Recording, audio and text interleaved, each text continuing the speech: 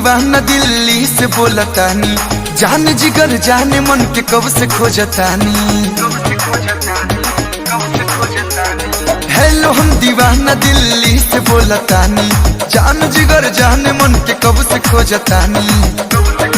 बीतल जनवरी फरवरी मार्च अप्रैल, हाँ जून जुलाई में धड़कत रहे दिल। हाँ देखो कपड़ा पर चढ़त दिसंबर है। सॉरी रॉन्ग नंबर है ये रॉन्ग नंबर है, रॉन्ग नंबर है रे बाबा, रॉन्ग नंबर है। आही दादा रॉन्ग नंबर है रे बाबा, रॉन्ग नंबर है, बुझला। हाँ तोरा 987654 उसके लिए कराया जियो 2 जियो फ्री।